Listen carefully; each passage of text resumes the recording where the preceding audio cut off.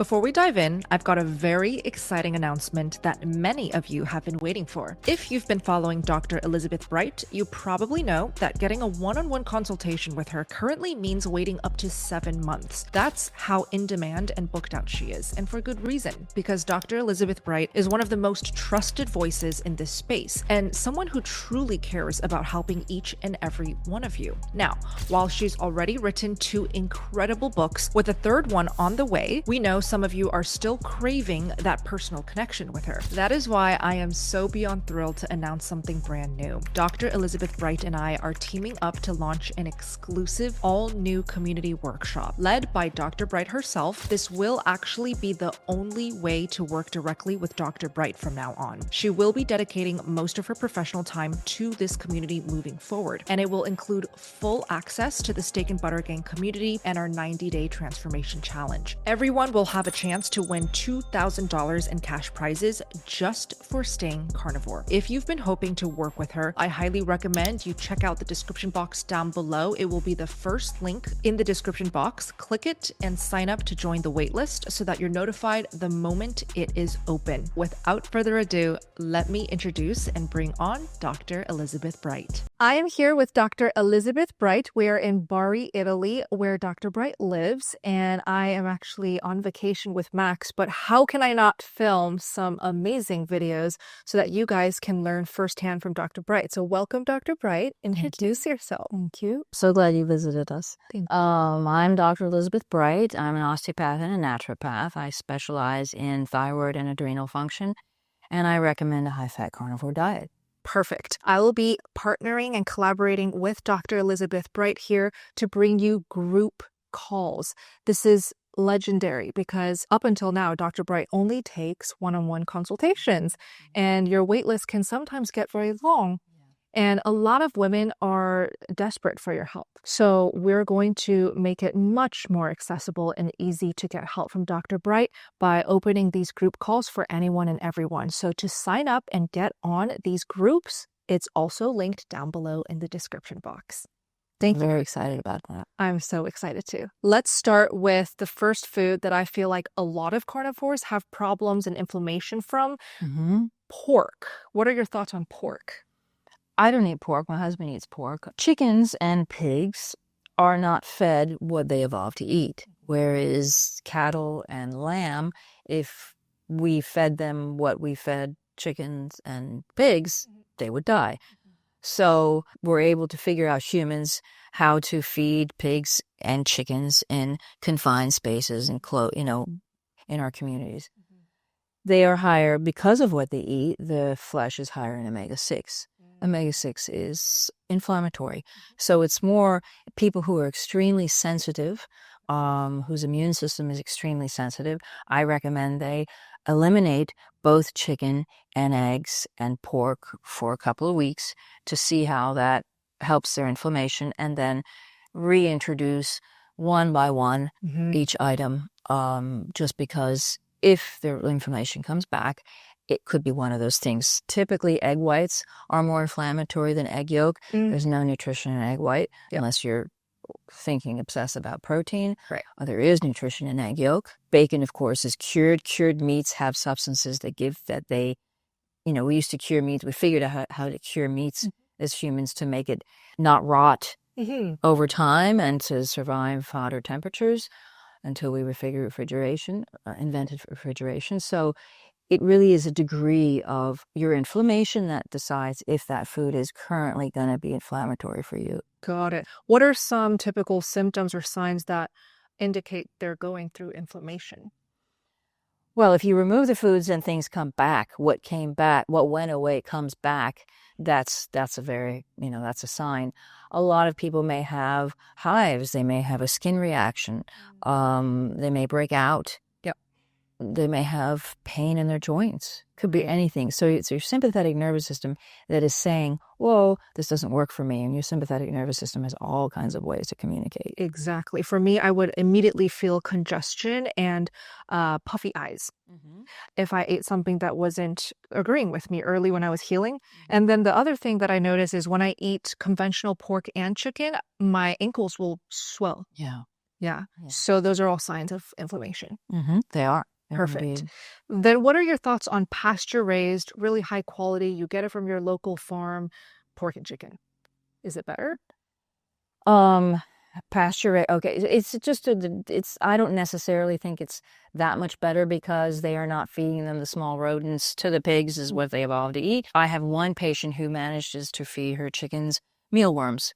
So if you can get your chickens from somewhere that is feeding them worms or insects, then there wouldn't be any increase in omega-6.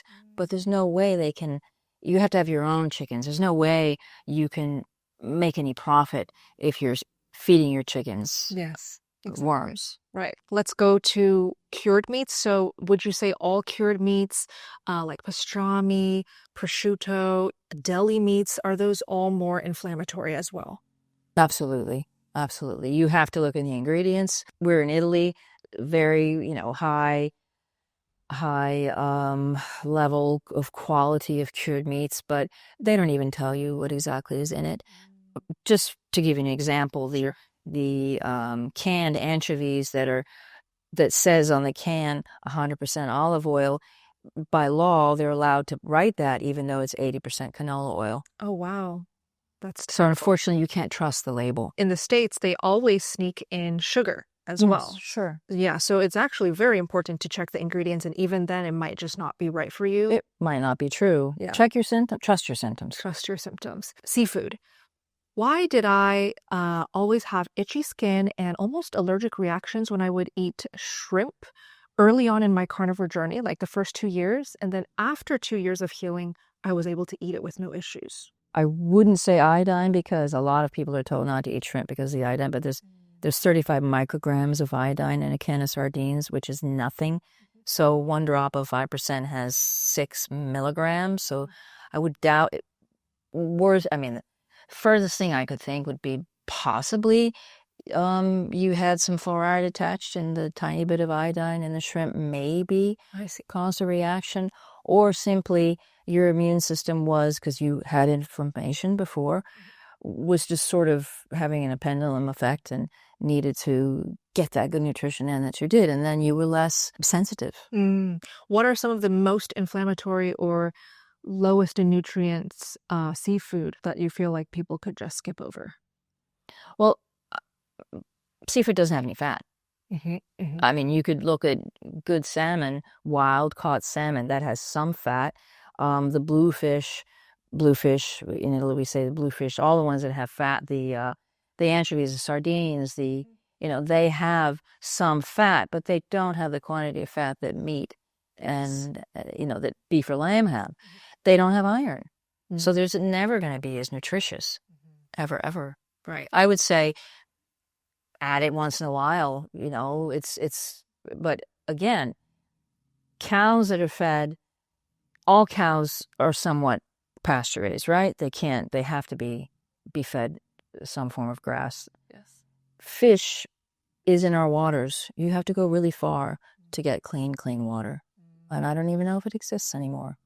What Dr. Bright means by this is that our water sources, rivers, lakes, groundwater, and even our oceans are increasingly contaminated with a cocktail of industrial runoff, pharmaceutical residues, heavy metals, and forever chemicals which accumulate in the environment and even in our bodies over time. These pollutants not only contaminate the fish we eat, but also make it increasingly difficult to find truly clean, safe water for drinking and cooking. And when your diet is as simple as a carnivore diet, optimizing your water becomes just as important as optimizing your food. But what if I told you that clean water is just steps away in your kitchen with the help of one easy trick? For beginners, adding high quality salt or electrolytes is essential. But for those of us who have been carnivore for years and want to take hydration to the next level, I found something absolutely game-changing. This Cove Pure reverse osmosis water purifier. I now drink 100% of my water from this, and I'll never go back to tap or bottled water. Here's why. After checking my zip code on EWG's tap water database, I discovered 17 contaminants in my local tap water. So every time I made soup,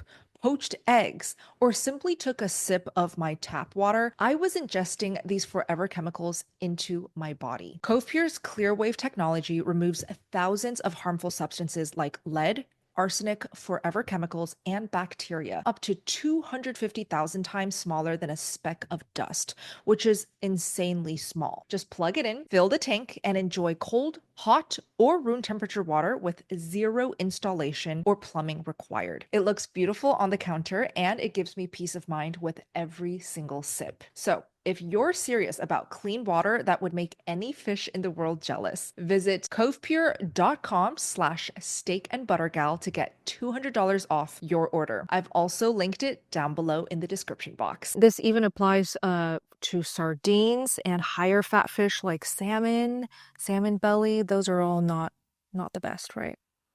If you don't react, it's fine. What the point is that you want to get your immune system to the point where it is resilient. Yes. Humans evolved to be able to, go around and forage for things that if they didn't have a cow handy or a mammoth handy, we wouldn't die if we ate some other stuff because we didn't eat that stuff every day. But we're going to get back to your immune system not thinking that is poison and you're reacting to it. So the stronger you are, the more healed you are. There's some protein in fish, but there's not really, much else. It would never equate the nutrition you get from ruminants. Exactly. So let's move into ruminants. What are your thoughts on grass-fed, grass-finished beef and lamb? Is that necessary? I don't think so. I don't think it makes enough of a difference. We have to consider that it's more expensive. For instance, I bought some meat from a farm here that was inedible. It was supposedly grass finished. A lot depends on also what's in the feed. They're eating grass, but in colder places, they might be getting some supplements. I don't think you're getting the bang for your buck that you are paying for. Okay, and then so when it comes to beef cuts, obviously lean beef is just not ideal. Why eat it if it's not fatty? What are your favorite cuts of beef that you personally love to eat? I love to go to Scotland and eat a ribeye, but in Italy, it's entrecote. The meat is very, very lean here, so I end up getting beef ribs and making my meat cookies and jerky from diaphragm. I would love to be able to just eat ribeye, but right now it's inaccessible. I love lamb. I love lamb chops. I love lamb roast. Fatty lamb is really something I like. Amazing. Yeah, I took a video and I'll probably put it as an overlay of the grocery store that we went to get some beef. Every single cut of beef is so lean, not a single marbling or fat cap, nothing. Well, the doctors are telling them not to eat it. They even make chickens here that have supposedly lower cholesterol levels. Wow, that's crazy. Okay, so beef, and let's keep going to dairy. Okay, so I want to hear your honest thoughts about dairy. Let's start with cheese, yogurt. Cheese and yogurt. Okay, so we have to distinguish between A2 and A1, right? Okay. All right, so A1 is a kind of breed that has a higher content of caseinomorphins. A2, sheep and goat, and some African cows, Jersey cows in England, have a slightly lower quantity of caseinomorphins. They are still going to be inflammatory to a person who has a sensitive immune system. The fresher they are, the more protein there's in it. Oh, okay. Milk proteins, and that's what's inflammatory. So your immune system is looking to kill bacteria and viruses. Gluten and milk protein will be seen by the hyperactive immune system as a bacteria or a virus. That is how it causes inflammation. Oh, because it's trying to fight it off? It's trying to fight it off. So the more sensitive you are, I don't recommend milk proteins. If it is, there's a guy, Keith Wolford, wrote the book called The Devil in Milk, and then Paolo Brisson, who's a Italian researcher who writes in English with her partner. The equation from the Keith Wolford book was 2 tablespoons of cow milk equals a shot of heroin. Wow. So being an opiate, it is inflammatory. It is also addictive. It hits the receptors in the brain that the drugs also hit. Mm. Do you think raw versus pasteurized makes No. a difference? No, because the pasteurization kills enzymes and it doesn't kill the milk protein. It doesn't get rid of the milk protein. Got So raw is not going to have gotten rid of the milk protein, which is the issue. And then when you ferment the milk to turn it into cheese and yogurts and kefirs, does that make it any better?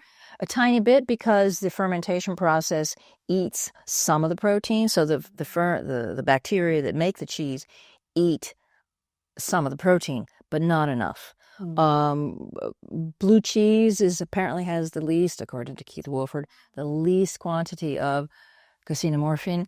I have not eaten cheese for so long. We used to eat a lot of cheese. I don't really, I don't. I would notice maybe a digestive reaction if I had a bunch of whipped cream on my shakarato, but very happy not having it. I know that it's a very good substance to make recipes out of. It really depends on how you are. Yeah. It's good to be able to take things out and reintroduce them For sure. when you're better. Now, butter, we know, has a teeny tiny bit of milk protein, and if you're severely sensitive, I recommend taking it out until your immune system is better. You shouldn't react to butter. If you do, add tallow for a bit, switch, and then your system calms down, your adrenals are healing, and then you'll be able to eat the butter again. Perfect. What about ghee? Ghee is minus the milk. I mean, when you make your own ghee, you see the milk protein rise to the top. I don't care about the lactose is innocuous. It's not causing the problems. It's the milk protein. Okay. And if you, make a bunch of butter and you heat it and the milk proteins and the lactose rise to the top, you skim them off, it's usually fine. When you say replace butter with tallow if you're sensitive, do you recommend people just eating it out of the tub, or do you want people to eat it raw, like suet, fat trimmings? What's the best way to eat beef fat? Both are fine. So that goes back to the ghee. So if you're buying ghee, a big jar of ghee, where is it made? It's made in these huge vats with people with little nets on their hair, and they don't care. Yeah. So fats can become rancid. It's so easy to make yourself. In the UK, I can get beef drippings. What's that? Beef drippings. So Drippings. it's like the suet. Suet is usually used for making cream. It's a whiter kind of tallow. It's around the kidneys, right? Right. Beef drippings, when you cook a bunch of meat, the high fat cuts, like the beef ribs, the ossobuco, there's leftover fat. And that fat is beef drippings. So it's cooked. It's cooked and you can get it. Yes, it's cooked. It's rendered. Got it. And I'm absolutely fine with that Nice. there. But when I make 6 kilo of beef ribs for my meat cookies, I have a bunch of fat left over. I strain it, and I put some in the freezer and I eat it that. Yeah, so good, so good. Meat cookies. So it's made out of your beef ribs, and what do you do to make it into cookies? God, I love them. It's my favorite thing to eat. Oh, wow. Those carnivore snacks ribeye you brought me, that's delicious. Yes. Because of the fat content. So it's very laborious because I gotta put it in the Instant Pot, cook for whatever on pressure cooker for 3 to 6 hours, and then I strain the fat, stick that in the fridge. I give my daughter the collagen at the bottom, the fat rises at the top. The meat, I have to really do it when it's warm because otherwise it's really hard to get the membrane off. I separate the meat. I puree the meat. Wow. I use the mouli, right? And I add salt, and I sit like this for half an hour and I dehydrate for 8 hours, and it tastes exactly like a cracker. Whoa, you dehydrate it. So Yeah. blend, shape, dehydrate.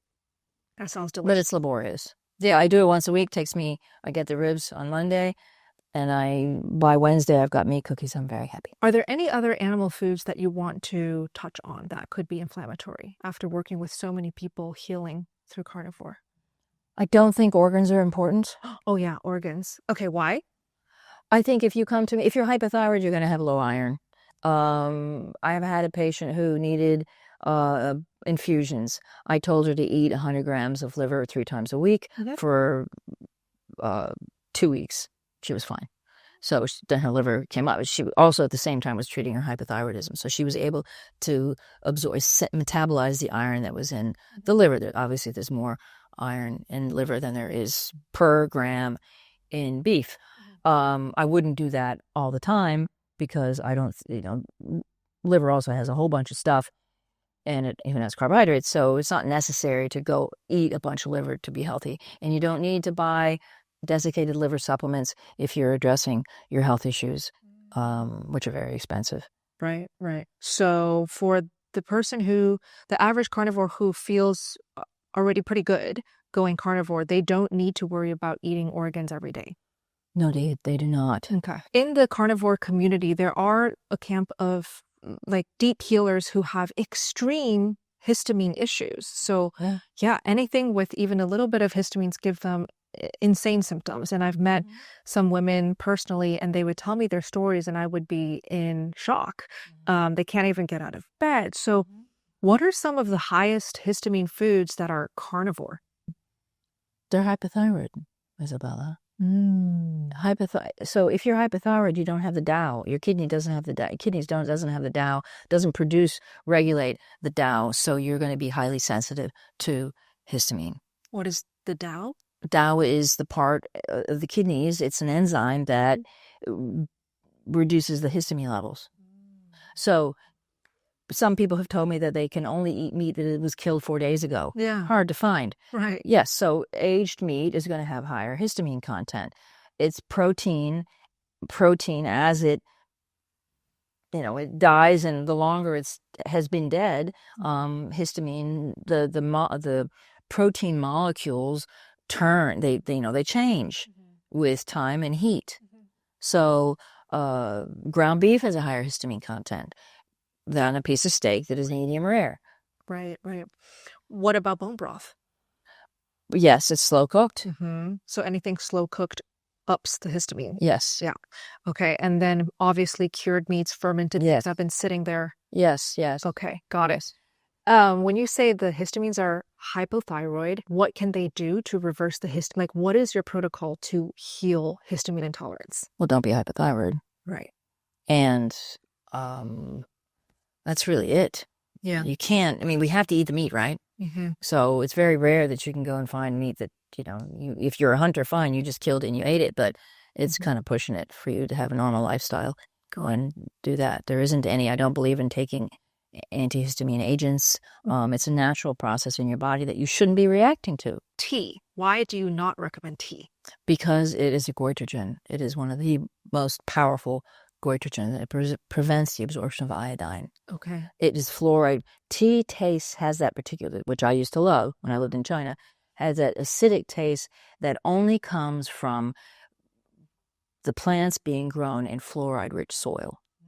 So the leaves have a huge amount of fluoride. What's a goitrogen? It prevents the absorption of iodine. So goiter is when the thyroid doesn't have enough iodine and it gets bigger, it expands in order to get more iodine that never comes from the system. So there are many substances that are goitrogenic in the sense that they prevent the absorption of iodine, which is when the thyroid, but also every other tissue needs to be healthy. And that's what can also cause hypothyroidism? Absolutely. Caffeine, coffee. Stimulants. So that goes in the stimulant section. So if you have immune system issues, adrenal issues, you want to stay away from stimulants. And decaf is not a stimulant. Decaf is not a stimulant. Perfect. Okay. Spices, black pepper, oregano, thyme, herbs. What about those?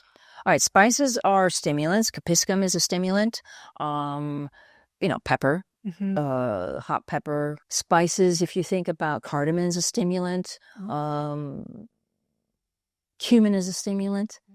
Anise is a stimulant. They're all stimulants. So if you think about why we started using spices to keep our food from rotting. That's all we were doing, keeping it from rotting.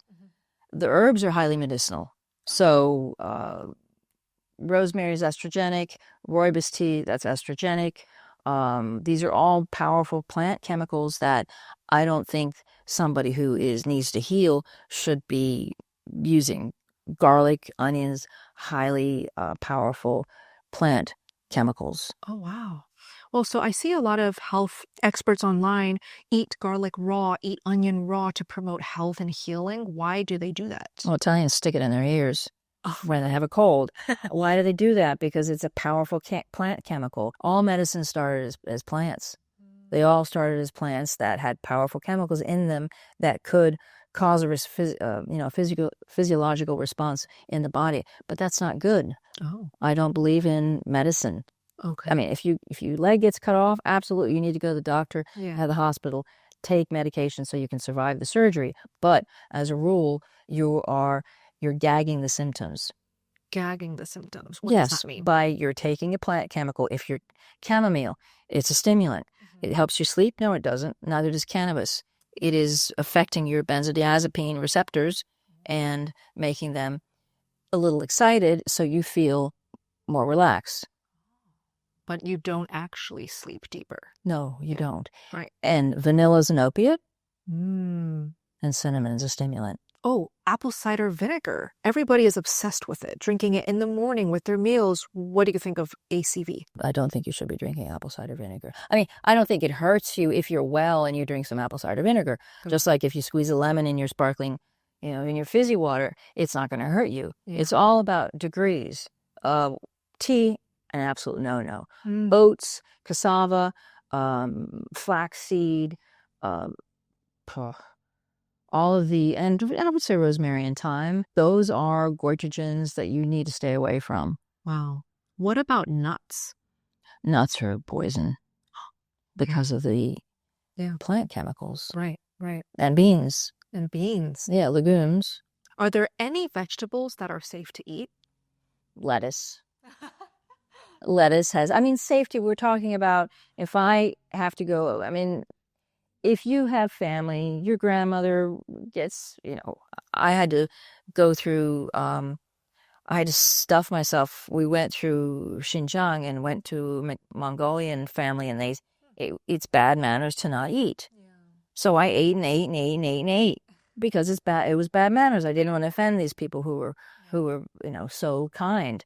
Those situations, but I didn't have any health issues. But I do tell people, if your grandmother gets pissed off, you're not eating her cookies, tell her you're doing it for a health reason. Fruits. Any fruits that one can maybe bring back in once they're healed and feeling good again? Fruit is a stimulant. It does not have chemicals. So the plants make fruit for us to eat them, and then we poop over there and another tree grows. Mm-hmm. So it is doesn't include the chemicals that the plant wants us not to eat. God. So fruit is okay. I would say low glycemic fruits, berries and things like that are not a problem. A big one that I know Max really loves to eat, and he always asks me with his favorite plant foods, honey, is this safe to eat? Is that safe to eat? And I really don't know. Mushrooms. He loves mushrooms. Mushrooms are neither plant nor animal. Mm-hmm. There is evidence, I actually looked into this, there is some chemical bang to mushrooms. I would say if you're not reacting to them, it's okay. Great. Tomatoes? No, that's a nightshade. And why eggplant, is nightshade bad? because they're inflammatory. Eggplant, peppers, tomatoes, potatoes. Potatoes too. Oatmeal? Very bad. Okay. Oat milk. Oatmeal. Oats are goitrogenic, so they prevent the absorption of iodine. Chia seeds. Bad. That's crazy because these are all the foods that health experts... Yeah, they're in the keto recipes too. Yeah. I know. Wow. Stevia. I don't like fake sugars, so I would find that stevia, if you are able to eat stevia and you're not having a reaction, have plain sugar. Have a half a teaspoon of plain sugar. It's not going to be any worse than the stevia, the allulose, and those things. So allulose, I get asked all the time in the comments. It's currently being touted as like such a great sweetener, and it's also an appetite suppressant. So is allulose any better than stevia? No, but if you want to have your cake and to eat it too, you're not going to get better. Brutally honest. I love it. Last one, alcohol. We stopped drinking alcohol. We were drinking a little bit of bourbon at night with TV, like, this much. My face is better off if I don't drink it. Alcohol is fermented. So. What do you mean by your face is... Well, when I turned 62, all of a sudden paddling, I would come back and I would have some more red spots that I didn't ever have before. Yeah. So it seems to me that my immune system now, for some reason, my skin is more sensitive to the sun.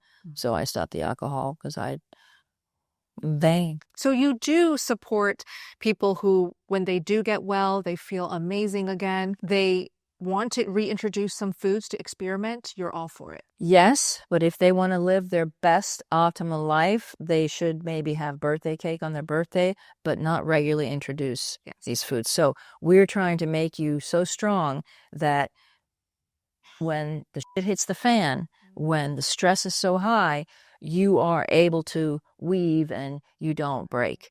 Now, if you eliminate these foods, you heal. That health you have achieved will go back to being bad if you regularly hit your immune system in the stomach by eating something that is suboptimum. So irregularly, once in a while, it's not you're so healthy that it's going to slide off your back and not damage you. But if you do it regularly, you will create the same pattern. I think a lot of people are already thinking, well, you know, I can moderate. I'm a moderator, but it tends to lead down that rabbit hole where you do it more and more and more, and you almost want it every day, and it's hard to bounce back. So how important is it to you to just abstain completely for yourself? I abstain completely because I feel best when I abstain completely.